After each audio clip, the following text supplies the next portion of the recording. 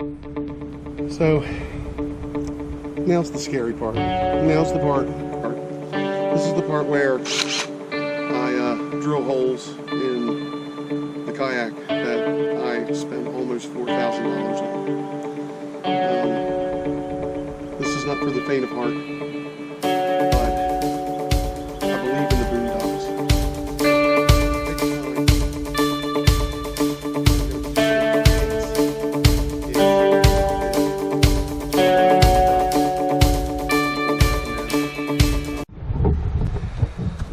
Alright, well, today I am going to attempt to install my Boonedox landing gear on the Hobie PA14. This is a camo. I have put no accessories on it yet. It's just the way I bought it. Unfortunately, it's kind of covered in pollen right now. Here on the East Coast, the trees have gone crazy and there's pollen everywhere. So you can kind of see my boat.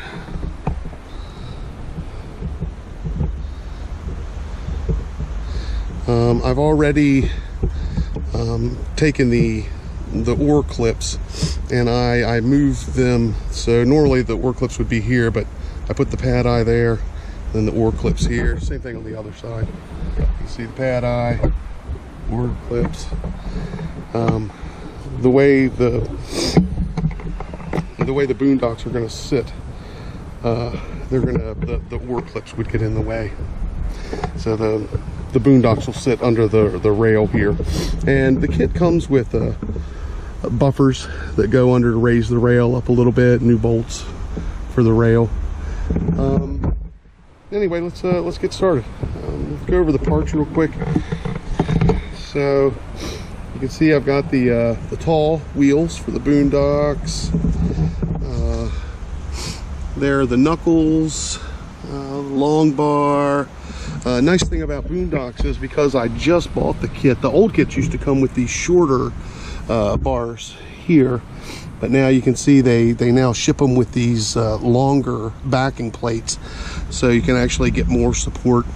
I don't know, I've read a bunch of posts, and some people say the Boonedox causes cracks in the hull. Some people say the wheelie cart causes cracks in the hull. Seems to me you can crack the hull by being stupid in any variety of ways. So I think it would probably be the best idea if don't store your Hobie fully loaded on the Boonedox with the Boonedox down, or with the wheelie cart, and just use them when you need them, but don't use them as stands for your kayak. When you're not using them, take them off. All right, so the first thing you have to do is try to fit the knuckles with the orange bar onto the kayak, but you can see they don't go into the rail, so really you're gonna have to undo these bolts. Easy enough. Just screw right out.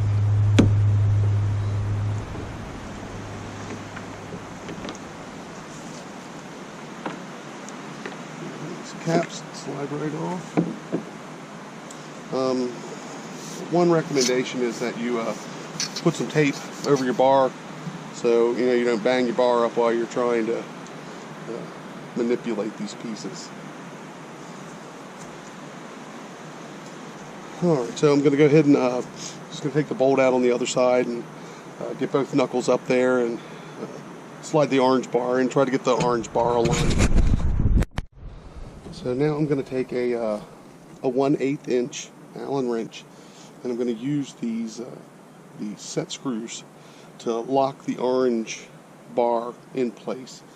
You have to make sure when you're putting it on that the orange bar goes past the furthest holes on the knuckles, so that these screws can get a bite. Now on the older kits, these screws they were installed from the bottom, so it was unnecessarily difficult to try to get the measurement just right and then not move it while you're tightening the screws. But these new ones, they go right in, and I can tell that they thought it out, because these screws actually drop below. This is a piece of T-track on top of the knuckle, so you can mount accessories, which is very nice, very considerate, maximizing the use of your space. Unfortunately, the little piece of T-track on the outside is not going to be usable because the bar is going to be in the way. So I'm going to go ahead and finish tightening down these screws, and then I'll be right back. So I'm going to use a magic marker, and I just want to trace these the holes on the knuckles to kind of help me when I go to align the backer bars.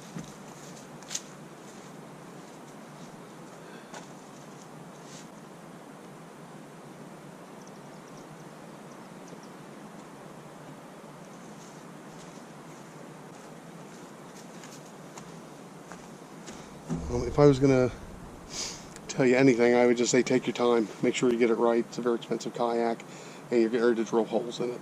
Well, the other thing was, I got my, I took my seat out and put that in, and just I wanted to test to make sure that the seat didn't interfere with the bar. It doesn't. It doesn't even come close. So you can either position, the seat doesn't even come close to the bar. So with the, I've got the set screws down, the orange bar is fastened into place. So the next thing I want to do is I'm going to take the Boonedox out. It should just slide right out. And if you can see where I used the magic marker to just put the marks on there, so it shows me where the holes are going to line up. So then what I can do is, now that I know where those holes are, I've got these are the large backer plates, which like I said, these did not come on the original kits, but the kit that I got, this is what came in it, as well as the old backer bars. What you want to do is align the backer bar with the holes that you traced out from the knuckles. And the recommendation from the manufacturer is that you get the front edge of the backer bar right up against this inner lip. You want the backer bar to kind of come right up against the inner lip. As you can see, there isn't a whole lot of space.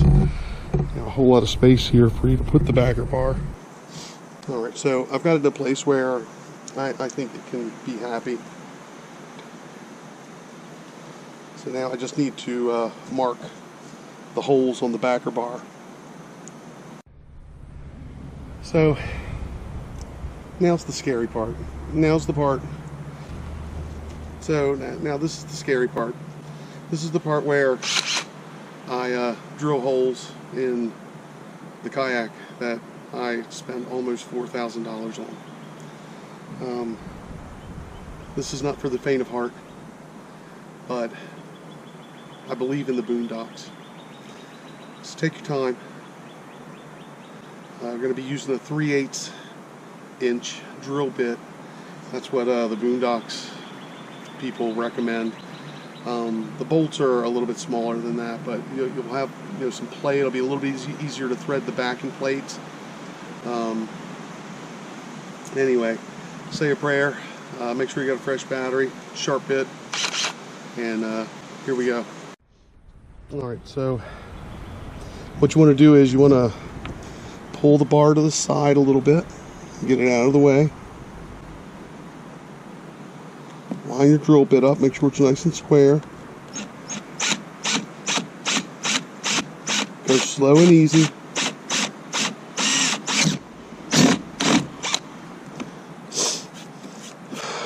Alright, there's no turning back now. Line up the next hole.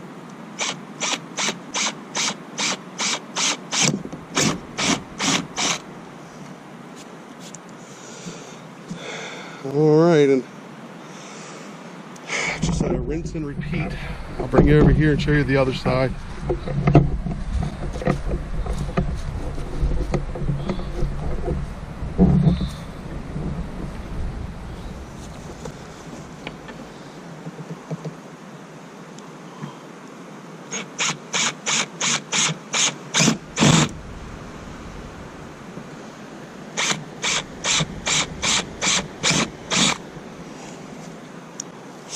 As the manufacturer points out, this attachment site, the plastic's actually very thick here, and with the extended, backer plate, you should be getting a lot of surface area contact, and it should really help prevent cracking. All right, so we've got our holes drilled. That was terrifying. And the next step is we have to get the backing plates pulled through with a piece of wire. So you have to remember you want to put your knuckles back on.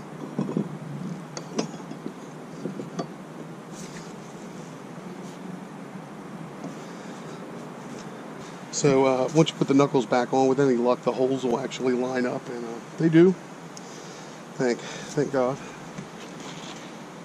So on mine, there's a piece of foam inside the hull. So I just pulled that loose, and I'll put that back after I'm done. Feed the wire towards the back of the boat.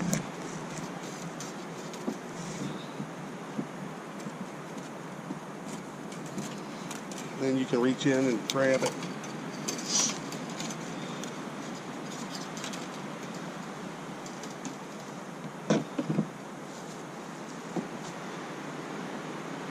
Take your backing plate. If you look at the backing plate, you can see on one side, there's kind of a recess that'll help feed the bolts. On the other side, no recess. I would recommend that you make the recess the part that's going to be facing up. So having said that, you want to feed the wire through the front, or the up part. Make a bend in it.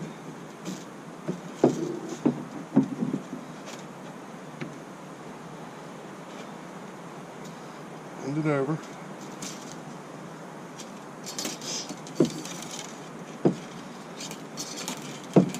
Start feeding it back in.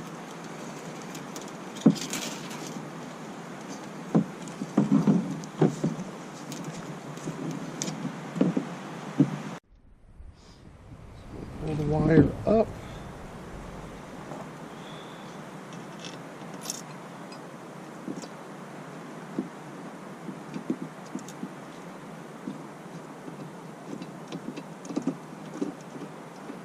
Start threading your bolt.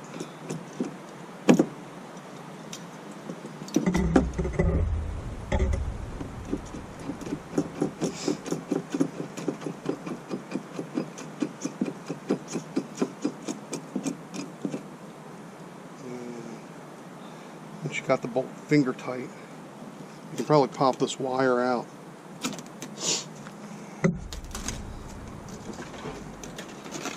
Then you'll take your second bolt and washer.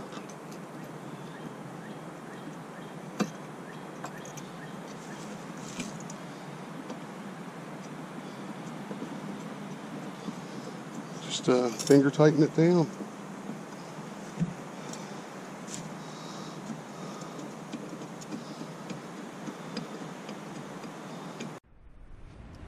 So we've tightened the bolts down. I got them nice and snug. I don't think they're going anywhere. I didn't put any Loctite on them or anything like that. The next step is going to be putting the rails back on. So they know at Boonedox that your rail is going to be lifted up a little bit, so they provide you with these little spacers and extension screws so that you can put your rail back on and have it look clean. So that's what I'm going to do now, is just put the rail back on. Alright, so got the rails, the spacers back on.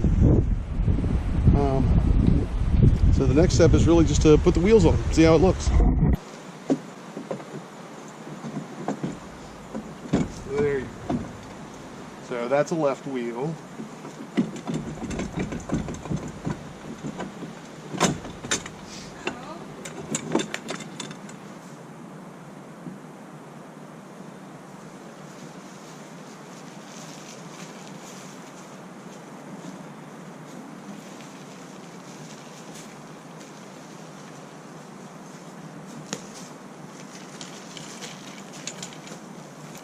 Well, it seems to work fine, but let there be no mistaking the Hobie PA14 is a heavy kayak. I would also point out that this kayak doesn't have any gear on it. So if you're going to put on the Boonedox, I'd be real careful about overloading it, dropping it from any heights, dragging it for too far. I'd use the Boonedox to get in and out of the water, but other than that, I wouldn't use it for a whole lot of transportation. Just a convenient way to move your kayak from your vehicle to the water. Hopefully I'll be able to show you some video of me putting it in the water eventually. But for right now, thanks. Good luck.